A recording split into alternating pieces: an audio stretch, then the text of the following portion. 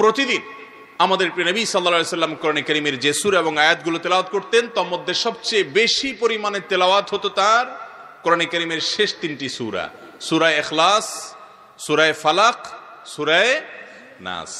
এই তিনটি সূরা 5 ওয়াক্ত নামাজের পর তিনি তেলাওয়াত করতেন একবার করে, আমাদেরকেও করার নির্দেশ করেছেন। আর এই তিনটি সূরা সকাল এবং সন্ধ্যায় এই দুই টাইমে তিনবার করে তেলাওয়াত করতেন। আবার রাতে শুতে যাওয়ার আগে, ঘুমোতে যাওয়ার আগেও তিনি এই সূরাগুলো তিনবার তেলাওয়াত করতেন এবং এগুলো তেলাওয়াত করে হাতে ফু দিয়ে পুরা শরীরের যতটুকু সম্ভব মোছার এই নির্দেশনা তিনি দিয়েছেন। এর মাধ্যমে দুষ্ট শয়তানের প্রভাব থেকে আরো নানামুখী ক্ষতি থেকে আল্লাহ তাআলা আমাদেরকে হেফাজত রাখেন। তাহলে গোটা কোরআনের যেই সূরাগুলো পরিমাণে সবচেয়ে বেশি তেলাওয়াত করতেন নবী করিম সাল্লাল্লাহু আলাইহি সাল্লাম সারা দিনের মধ্যে, সেগুলো হলো এই শেষ তিনটা সূরা, সূরা ইখলাস, সূরা ফালাক, সূরা নাস।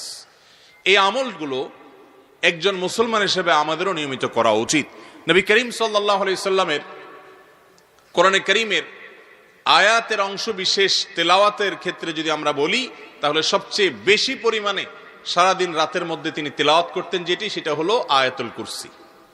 আয়াতুল কুরসি প্রত্যেক ওয়াক্ত নামাজের পরে যদি কেউ একবার পড়ে, নবী করিম সাল্লাল্লাহু আলাইহি সাল্লাম বলেছেন ওই ব্যক্তি আর জান্নাতের মধ্যে মৃত্যু ছাড়া আর কোনো আড়াল থাকবে না। অর্থাৎ মৃত্যু হওয়ার সঙ্গে সঙ্গে আল্লাহ রাব্বুল আলামিন তাকে জান্নাত দিবেন। অবশ্যই অন্যান্য শর্ত, তার শিরক মুক্ত ঈমান, বিদআত মুক্ত আমল, অন্যান্য হারাম বান্দার হক ইত্যাদি থেকে অবশ্যই তাকে মুক্ত থাকতে হবে।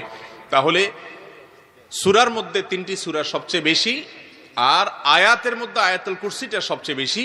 এটা রাতে শুইতে এবং সকাল সন্ধ্যায় এবং 5 ওয়াক্ত নামাজের পরে এই সববার তিনি এই সব সময়গুলোতে তিনি তেলাওয়াত করতেন। এর বাইরে তার দিন এবং রাতে যে সমস্ত সূরাগুলো বেশি তেলাওয়াত হতো সেগুলো হলো রাতে ঘুমোতে যাওয়ার সময় আয়াতুল কুরসি এবং ইখলাস, ফালাক, নাস তো আছেই। এগুলো ছাড়াও তিরমিজির হাদিস থেকে জানা যায় তিনি নিয়মিত সূরা মুলক, সূরা সিজদা, এই দুইটা সূরা রাতে ঘুমোতে যাওয়ার আগে তেলাওয়াত করতেন, শোয়ার আগে তেলাওয়াত করতেন। এবং মুসনাদ আহমদের বর্ণনা থেকে জানা যায় সূরা বনী ইসরাইল একটু বড় সূরা, আবার সূরা জুমার এটাও মোটামুটি বড় সূরা। এই সূরা জুমার এবং সূরা বনী ইসরাইল এই দুটি সূরাও নবী করিম সাল্লাল্লাহু আলাইহি সাল্লাম শোয়ার আগে তেলাওয়াত করতেন। আর বিচ্ছিন্ন আয়াতের মধ্যে প্রত্যেক সারাদিনের তার তেলাওয়াতের তালিকা ছিল কোরআনে কারীমের সূরা বাকারার শেষ দুটি আয়াত, এটাও তিনি ঘুমানোর আগে তেলাওয়াত করতেন। আর রাতে, গভীর রাতে, মাঝরাতে বা রাতের শেষ প্রহরে ঘুম ভেঙে গেলে তিনি সূরা আলে ইমরান ওই আয়াত তেলাওয়াত করতেন, যে আয়াতে আল্লাহ রাব্বুল আলামিনের নিদর্শন নিয়ে চিন্তা ভাবনার আহ্বান করা হয়েছে। ইন্না ফি খালকিস সামাওয়াতি ওয়াল আরদি ওয়াখতিলাফিল লাইলি ওয়ান নাহার, এই পুরাটা পর্যন্ত তিনি শেষ পর্যন্ত তেলাওয়াত করতেন। এর পাশাপাশি নবী করিম সাল্লাল্লাহু আলাইহি সাল্লাম গভীর রাতে ঘুম ভেঙে গেলে, রাতের শেষ প্রহরে ঘুম ভেঙে গেলে সূরা আলে ইমরানের শেষ 10টি আয়াত তেলাওয়াত করতেন। এই হলো রাসূল আকরাম সাল্লাল্লাহু আলাইহি সাল্লামের সারা দিনের কোরআনে কারীমের তেলাওয়াতের নিয়মিত রুটিন। কোন মুসলমান নারী পুরুষ যদি চান যে আমি সারা দিনে কোরআনে কারীমে অন্তত নবী করিম সাল্লাল্লাহু আলাইহি সাল্লাম যে সূরা আয়াতগুলো নিয়মিত পড়তেন সেগুলো আমি নিয়মিত পড়বো, তাহলে তিনি এটাকে অনুসরণ করতে পারেন।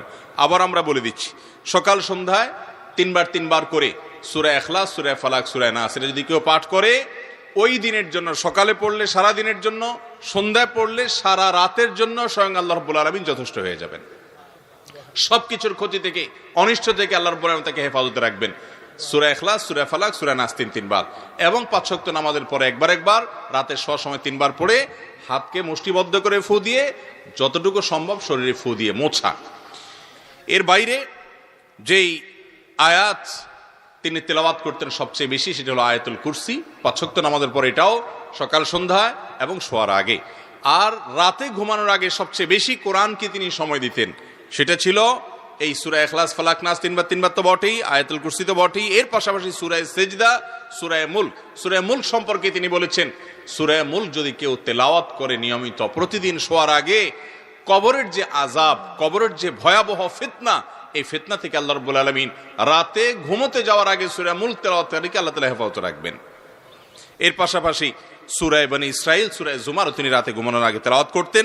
সূরা কাফিরুনও তিনি রাতে ঘুমানোর আগে তেলাওয়াত করতেন, বিশেষভাবে সূরা কুল ইয়া আল কাফিরুন। আর এছাড়া সূরা বাকারার শেষ 2 আয়াত এটাও রাতে ঘুমানোর আগে তেলাওয়াত করতেন, গভীর রাতে ঘুম ভেঙে গেলে আলে ইমরানের শেষ 10 আয়াত তেলাওয়াত করতেন। এ হলো নবী করিম সাল্লাল্লাহু আলাইহি সাল্লামের সারাদিনের তেলাওয়াতের শিডিউল।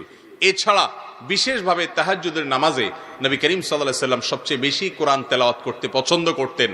অনেক দীর্ঘ সময় পর্যন্ত দাঁড়িয়ে কোরআন তেলাওয়াত করতেন।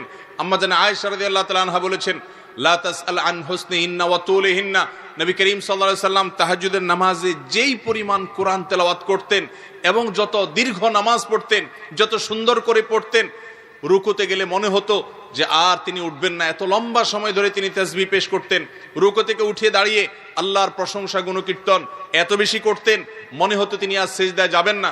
সেজদায় চলে গেলে এত সময় ধরে সেজদা করতে থাকতেন, মনে হতো মাথা আর তুলবেন না। আবার সেজদা থেকে উঠে বসে এত বেশি সময় ধরে দোয়া করতেন, মনে হতো তিনি আর সেজদায় যাবেন না। এই রকম লম্বা সময় ব্যয় করতেন। কত দীর্ঘ ছিল তার সে নামাজ। আম্মা জান আয়েশা বলেছেন, লা তাসআল আন হুসনিহিন্না ওয়া তুলিহিন্না। নবী করিম সাল্লাল্লাহু আলাইহি সাল্লামের তাহাজ্জুদের নামাজের সৌন্দর্য এবং দৈর্ঘ্য কত সময় নিয়ে করতেন আর বলো না, এত সময় নিয়ে করতেন যে এটা বলে বোঝানো মুশকিল। কত সময় নিয়ে করতেন যে তার পা ফুলে যেত। এত দীর্ঘ সময় দাঁড়িয়ে দাঁড়িয়ে তেলাওয়াত করতেন যে তার পা ফুলে যেত। নবী করিম সাল্লাল্লাহু আলাইহি সাল্লাম সবচেয়ে বেশি পছন্দ করতেন কোরআনে কারীমের তেলাওয়াত নামাজের মধ্যে, এবং সেটা ভোর রাতে। আর এটা আমাদের জীবন থেকে আজ সবচেয়ে বেশি হারিয়ে গেছে। মোহতারাম হাজরিন, নবী করিম সাল্লাল্লাহু আলাইহি সাল্লাম ভোর রাতে তাহাজ্জুদের নামাজে মধ্যরাত থেকে তিনি তেলাওয়াত শুরু করতেন, অনেক সময় সন্ধ্যা রাত থেকেই তেলাওয়াত শুরু করতেন। এবং এই নামাজের এক রাকাতে সহিহ মুসলিমের বর্ণনা অনুযায়ী সূরা বাকারা, সূরা আলে ইমরান, সূরা নিসা, তিনটা বড় বড় বৃহৎ তিনটা সূরা, সবচেয়ে বড় তিনটা সূরা, এই তিনও সূরা তিনি এক রাকাতে তেলাওয়াত করতেন। আপনি চিন্তা করুন, শুধু সূরা বাকারাই 3 পারার বেশি, এরপরে সূরা আলে ইমরান এটাও দীর্ঘ, সূরা নিসা, তিনটা মিলিয়ে মোট কয় পারা হবে? এত পারার তেলাওয়াত শুধুমাত্র এক রাকাতে করতেন। আর আমাদের অবস্থা হলো তারাবির নামাজে একটু সময় নিয়ে 2-4-5 মিনিট সময় নিয়ে এক রাকাত যদি তারাবির হাফেজ সাহেবরা, ইমাম সাহেবরা পড়ান, তাহলে আমরা অধৈর্য হয়ে যাই, ধৈর্য হারিয়ে ফেলি। আল্লাহ তাআলা আমাদের সকলকে কোরআনে কারীমকে সময় দেওয়ার তৌফিক দান করুন। শুধু তেলাওয়াত নয়, বুঝে কোরআন তেলাওয়াত করার চেষ্টা করব, তাফসীর জানার চেষ্টা করব, আল্লাহর কথা শুনে আমল করার চেষ্টা করব। আল্লাহ তাআলা আমাকে আপনাকে সবাইকে আমল করার তৌফিক দান করুন। তাহলে একদিনে নবী করিম সাল্লাল্লাহু আলাইহি সাল্লামের জীবনে যত সূরা এবং যত আয়াত তিনি প্রত্যহিক নিয়মিত প্রতিদিন করতেন, এটার তালিকা আমরা জানলাম। এর বাইরেও যতটুকু সময় আছে, সুযোগ আছে, আপনি তেলাওয়াত করবেন। এক পারা পড়লে 30 দিনে খতম হবে, অথবা আপনার সুবিধা অনুযায়ী আপনি খতম করবেন। রমাদানে সবচেয়ে বেশি পড়বেন, কিন্তু দিনের সবচেয়ে যেই সময়টাতে কোরআন বেশি তেলাওয়াত করবেন সেটা হলো শুইতে যাওয়ার আগে। আর এই টাইমে আমাদের কোরআন তেলাওয়াত তো দূরের কথা, আল্লাহর নাম নেওয়াও সম্ভব হয় না, কারণ ঘুমোতে যাওয়ার আগে আমাদের সবচেয়ে বেশি ব্যস্ততা থাকে মোবাইল নিয়ে। এই পরিমাণ মোবাইল নিয়ে ব্যস্ত থাকি আমরা যে সারাদিনে যা টিপাটিপি হয়, ঘুমোতে যাওয়ার সময় সবচেয়ে বেশি টেপাটিপি হয়। কোনোদিন যদি ব্যস্ত থাকি, তাহলে কাজা কাফারা সহকারে শোয়ার আগে আমরা মোবাইল টিপে তারপর শুই। ঠিক না ভাই? ঠিক। দুর্ভাগ্য এবং কপাল পড়া আমরা কেন? এই হতভাগা এবং কপাল পড়া হওয়ার অন্যতম প্রধান কারণ হলো ভাইরা আমার, কোরআন থেকে দূরে সরে যাওয়া। অতএব এই কোরআনকে সঙ্গ দেব তো ইনশাআল্লাহ, কোরআনের সান্নিধ্যে থাকবো তো ইনশাআল্লাহ। একটা কোরআনের অনুবাদ, সংক্ষিপ্ত তাফসীর আপনার আশেপাশে রাখবেন।